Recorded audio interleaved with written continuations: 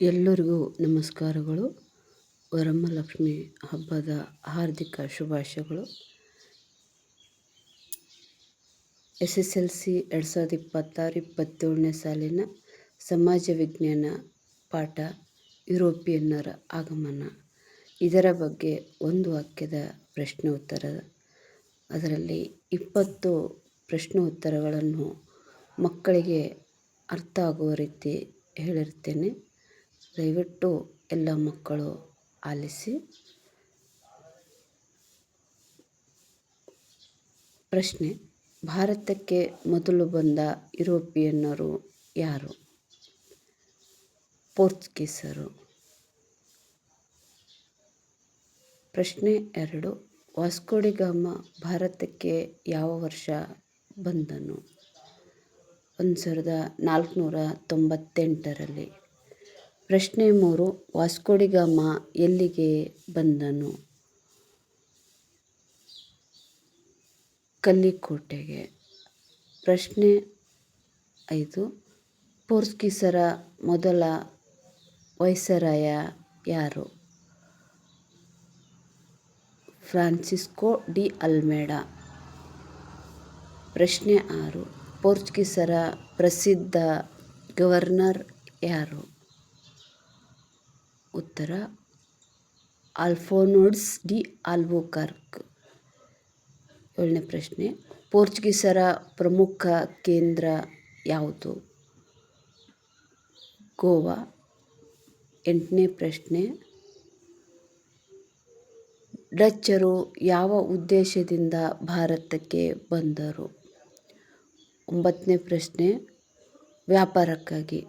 9ನೇ ಪ್ರಶ್ನೆ: Dutch East India company ಯಾವ ವರ್ಷ ಸ್ಥಾಪನೆ ಆಯಿತು? 1602ರಲ್ಲಿ. ಮುಂದಿನ ಪ್ರಶ್ನೆ: ಇಂಗ್ಲಿಷ್ ಈಸ್ಟ್ ಇಂಡಿಯಾ ಕಂಪನಿ ಯಾವ ವರ್ಷ ಸ್ಥಾಪನೆಯಾಯಿತು? ಉತ್ತರ: 1600ರಲ್ಲಿ. ಮುಂದಿನ ಪ್ರಶ್ನೆ: ಫ್ರೆಂಚ್ ಈಸ್ಟ್ ಇಂಡಿಯಾ ಕಂಪನಿ ಯಾವ ವರ್ಷ ಸ್ಥಾಪನೆಯಾಯಿತು? ಉತ್ತರ: 1664ರಲ್ಲಿ. ಮುಂದಿನ ಪ್ರಶ್ನೆ: ಭಾರತದಲ್ಲಿ ಫ್ರೆಂಚರ ಪ್ರಮುಖ ಕೇಂದ್ರ ಯಾವುದು? ಉತ್ತರ: ಪಾಂಡಿಚೇರಿ. ಮುಂದಿನ ಒಂದು ಪ್ರಶ್ನೆ: ಭಾರತದಲ್ಲಿ ಬ್ರಿಟಿಷರ ಮೊದಲ ವ್ಯಾಪಾರ ಕೇಂದ್ರ ಯಾವುದು? ಉತ್ತರ: ಸೂರತ್. ಮುಂದಿನ ಒಂದು ಪ್ರಶ್ನೆ: ಕಾರ್ನಾಟಿಕ್ ಯುದ್ಧಗಳು ಯಾರ ನಡುವೆ ನಡೆದವು? ಉತ್ತರ: ಇಂಗ್ಲಿಷರು ಮತ್ತು ಫ್ರೆಂಚರ ನಡುವೆ. ಮುಂದಿನ ಪ್ರಶ್ನೆ: ಪ್ಲಾಸಿ ಯುದ್ಧ ಯಾವ ವರ್ಷ ನಡೆಯಿತು? ಉತ್ತರ: 1757ರಲ್ಲಿ. ಪ್ಲಾಸಿ ಯುದ್ಧದಲ್ಲಿ ಬ್ರಿಟಿಷರನ್ನು ಮುನ್ನಡೆಸಿದವರು ಯಾರು? ಉತ್ತರ: ರಾಬರ್ಟ್ ಕ್ಲೈವ್. ಮುಂದಿನ ಪ್ರಶ್ನೆ: ಪ್ಲಾಸಿ ಯುದ್ಧದಲ್ಲಿ ಸೋತ ಬಂಗಾಳದ ನವಾಬ ಯಾರು? ಉತ್ತರ: ಸಿರಾಜ್ ದೌಲ. ಮುಂದಿನ ಪ್ರಶ್ನೆ: ಬಕ್ಸರ್ ಯುದ್ಧ ಯಾವ ವರ್ಷ ನಡೆಯಿತು?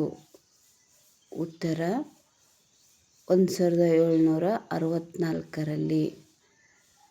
ಬಕ್ಸರ್ ಯುದ್ಧದ ನಂತರ ಬ್ರಿಟಿಷರಿಗೆ ಏನು ದೊರೆಯಿತು? ಉತ್ತರ: ದಿವಾನಿ ಹಕ್ಕು. ಮುಂದಿನ ಪ್ರಶ್ನೆ: ಭಾರತದಲ್ಲಿ ಬ್ರಿಟಿಷರ ಆಳ್ವಿಕೆಗೆ ಅಡಿಪಾಯ ಹಾಕಿದ ಯುದ್ಧ ಯಾವುದು? ಉತ್ತರ: ಪ್ಲಾಸಿ ಯುದ್ಧ.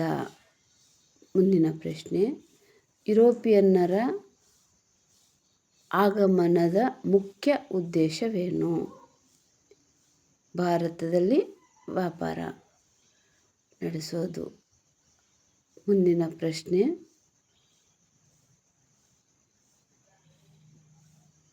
ಮಕ್ಕಳೇ, ಈ ರೀತಿಯಾಗಿ ತಮಗೆ 21 ವಾಕ್ಯದ ಪ್ರಶ್ನೆಗಳು ಮತ್ತು ಉತ್ತರಗಳು ಹೇಳಲಾಗಿದೆ. ಇಷ್ಟವಾದರೆ ಶೇರ್ ಮಾಡಿ, ಲೈಕ್ ಮಾಡಿ. ಧನ್ಯವಾದಗಳು.